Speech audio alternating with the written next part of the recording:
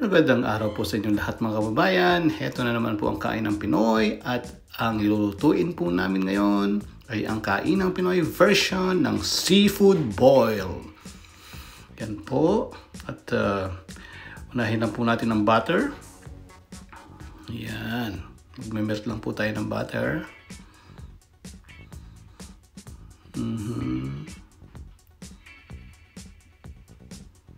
Yan po, at kapag fully melted na, may ilagay na po natin ang ating garlic.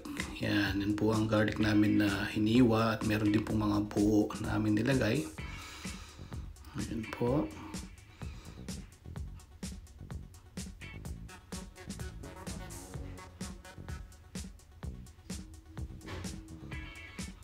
Pagkatapos po ng garlic, ito pong mga patatas, no? Yan, yung pong mga maliliit lang, yung mga gourmet potatoes lang. At saka po yung ating, actually hamonado po ito, no? Yung ginagamit po dito sa Amerika, yung pong sa kanilang mga sausage, pero ito po nabili namin sa isang, sa Seafood City, no? Yung Filipino supermarket po, yung hamonado version po. Na ito ang ating lalagay. Para, yan. Pwede po tayo maglagay ng paminta sa stage na to, no? Paminta, yan. Kayo na pong bahala kung magtansya kung gaano karami. At ito po ang ginagamit talaga sa seafood boil. Ito, Old Bay seasoning. Yan. Mas marami raw po. Mas masarap, sabi nila. Pero ako po tinatansya ko lang din po para sa panlasa ng panlasang Pilipino. Yan. Yan, meron din po tayong itong yung Cajun na powder. Yan. Lalagay din po tayo. At paprika. Yan. Ito po. Paprika po. Yan. Lalagay din po tayo niyan. Kaya na lang po magtansya na. No? Tsaka po yung siyempre yung ating asin. Tansyahin din po ninyo dyan at baka po umalat naman. Yan, para pambalanse po ito, gagamit po tayo ng pineapple chunks with yung kanyang juice, no? Pwede rin po kayo magdagdag ng juice din, no? Ito naman po yung lemon, na. Yan, isang malaking lemon po yan. Yan, at syempre, itong ating oyster sauce. Yan, yung iba po hindi naglalagay nito, pero sa ating version, maglalagay po tayo ng oyster sauce.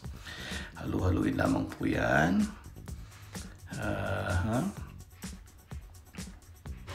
Ganyan lang po kasimple yan. Iba po kasi inisip nila na napaka-komplikado magluto nito. Ano? Takpan po natin ito at atin po itong pakuluan. At tinatansya-tansyahin lang po natin. No? Ang target po natin yan ay maluto yung patatas. So ngayon, habang pinapalambot mo natin yung patatas, nagpakulo po tayo ng tubig. Ito pong lobster. Ito pong pinaka-main ingredient ng seafood boil po natin. Although may ibang ingredients pa po, ano? Yan, kailangan ihiwalay po siya. Huwag isasama po dun sa ating butter mixture kanina. Kailangan po kasi ito dapat nakasubmerge sa isang boiling water, no? Para maluto po siya. At depende po sa kung ilang minuto. Gagawin po natin mga 10 minutes ito, no? Yan, kasi po meron sinasabi sila pag 1 pound, mga 7 to 8 minutes po. Ayan, and after 10 minutes po yan, naluto na po yung lobster. At ngayon, kanina chinek ko na po yung patatas. Okay na yun, nakikita nyo, nahiwa ko na po at malambot na yung patatas. Pwede na po nating ilagay ang ating nalutong lobster. Napakasarap po na rin. Tunay na. Ngayon ako po. Mapaparami na naman ng kain nito. Tataas na naman ng A1C. Okay, pagkatapos po niya, pwede na po natin ilagay ito. Ito po mga luto na po kasi ito, nabili ko. Crawfish, yan. Yan po, masarap yan. Ilalagay na po natin yan. And then, isinunod ko na rin po yung boiled na nilagang mais. Yan. Medyo kakaiba po yung mais na yan, yung galing ng Vietnam po kasi yan. Tinitinda dito sa Filipino supermarket. Boiled na po yan. So, at this stage, pwede na po natin isama. Luto na po kasi yan, no? Yan. So, ngayon, ilagay rin po natin yung snow crab legs. Yan, bumili rin po tayo ng snow crab legs. Talagang pangmalakasan po itong seafood boil na ito. Para po sa inyo ito. Yan. Luto na rin po yan. Nabili rin po natin sa supermarket yan. And then, Ilalagay na rin po natin yung itong shrimp na mga fresh pa po yan. No? I mean, frozen po yan.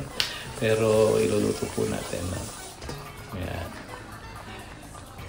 Okay, yan. Ilagay po natin yung ating mga hipon. Ayan. Napakasarap po nito, tunay. Yummy, yumminess.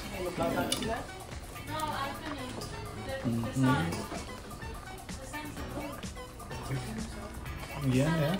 Pwede na pong ano yun na. Pagka natakpan na po natin siguro ito. Tapos maghintay po tayo ng 5 to 10 minutes. Depende po, huwag po natin i-overcook po yung ano, dahil luto na po yung, tingnan lang po natin yung hipon kung luto na at pwede na po itong ating seafood bowl. Yan. Eksakto. At this time po, naghintay po tayo yung mga actually 8 minutes po, no? Nung tinakpan ko. Yan. Luto na yung ating shrimp. Paluto na. Ayan, at palagi ko pwede na po ito. Yan po. Yan po at sana nagustuhan po ninyo itong aming luluto ngayon, ang seafood boil version ng Kain ng Pinoy. Hanggang sa muli po. Maraming salamat po sa inyong pagtangkilik. Tara na pong kumain. Yummy! Gutom na.